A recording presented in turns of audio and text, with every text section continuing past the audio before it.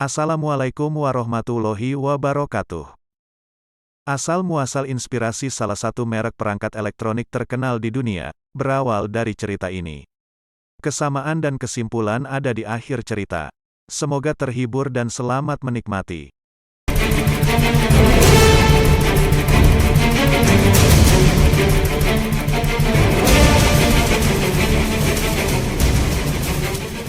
Awal kisah. Diceritakan beberapa abad lalu di masa akhir era Tabi'in, hidup seorang pemuda dari kalangan biasa namun soleh luar biasa.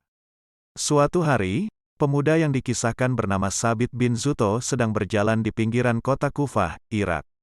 Terdapat sungai yang jernih dan menyejukkan di sana.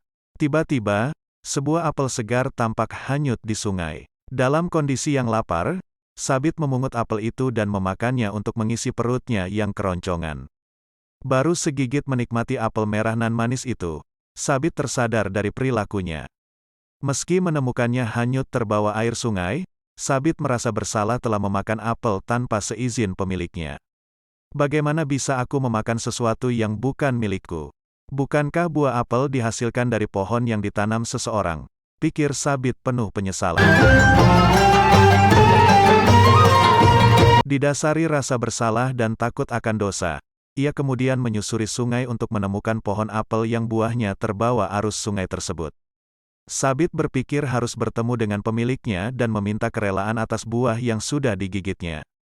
Cukup jauh Sabit menyusuri aliran sungai hingga ia menjumpai kebun apel yang beberapa pohon tumbuh subur dan rantingnya menjalar ke arah sungai.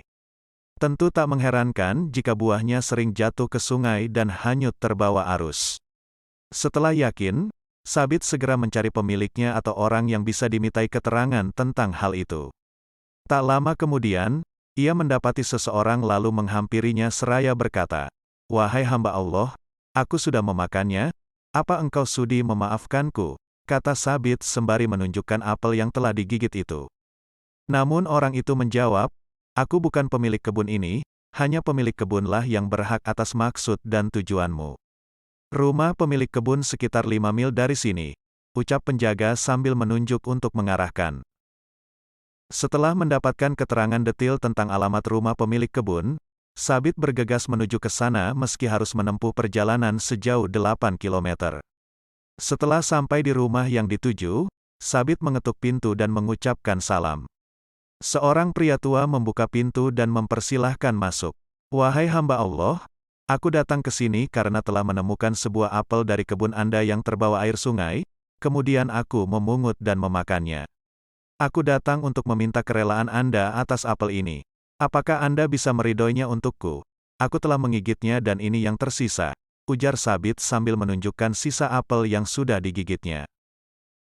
Agak lama pemilik kebun itu terdiam memperhatikan dan mendengar penuturan Sabit. Lalu ia berkata, "Tidak. Aku tidak bisa merelakannya untukmu, kecuali jika engkau memenuhi persyaratanku." "Apa persyaratannya?" tanya Sabit harap-harap cemas. "Engkau harus menikahi putriku," kata pemilik kebun yang sontak mengagetkan Sabit. Menikahi seorang wanita bukanlah hukuman, tapi sebuah anugerah, pikir Sabit. "Benarkah itu yang menjadi syarat Anda? Anda akan memaafkanku jika aku menikahi putri Anda?" tanya Sabit tak percaya.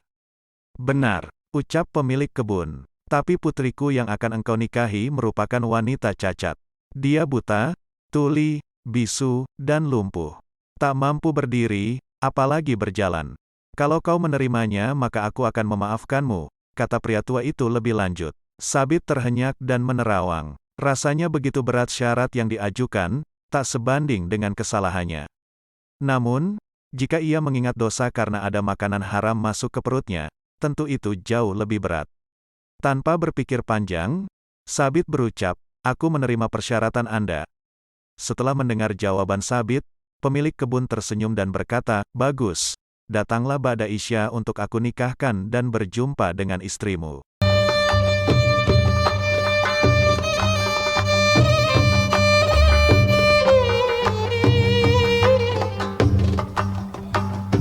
Malam harinya seusai sholat Isya, Sabit datang untuk menepati janji.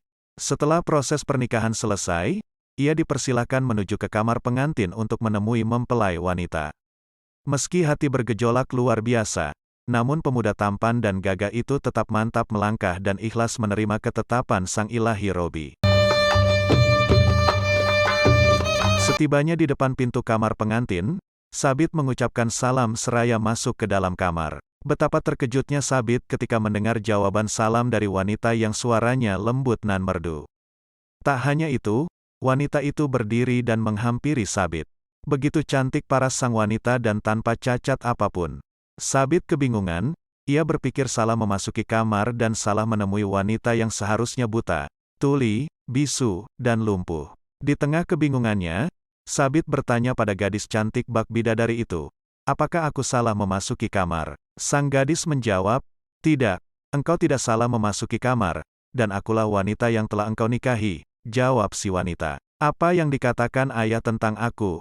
tanya si wanita lagi. "Ayahmu berkata engkau adalah seorang gadis buta," kata Sabit masih dalam kebingungan. "Ayahku berkata jujur, aku buta karena aku tidak pernah melihat sesuatu yang dimurkai Allah," jawab si gadis. "Ayahmu juga berkata bahwa engkau bisu," ujar Sabit masih dalam nada heran. "Benar, aku tidak pernah mengucapkan satu kalimat pun yang membuat Allah murka," kata si gadis. "Lalu ayahmu mengatakan, kamu bisu dan tuli," lanjut Sabit. "Ayahku benar, aku tidak pernah mendengar satu kalimat pun, kecuali di dalamnya terdapat ridho Allah," jawab gadis cantik itu. "Tapi, ayahmu juga bilang bahwa kau lumpuh."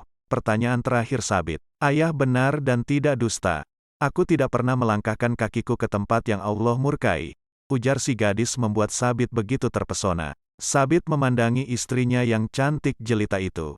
Ia pun mengucapkan syukur dan hidup berbahagia. Dari pernikahan tersebut, lahir seorang ulama solih, mujadid yang sangat terkenal, yakni Nu'man bin Sabit atau yang lebih dikenal dengan nama Al-Imam Abu Hanifah, salah satu imam besar dari 4 mazhab. Kisah pemuda yang bukan lain adalah ayah dari Imam Abu Hanifah ini terdapat dalam kitab terkenal Al-Aghani karya Abu Al-Faraj Al-Isbahani.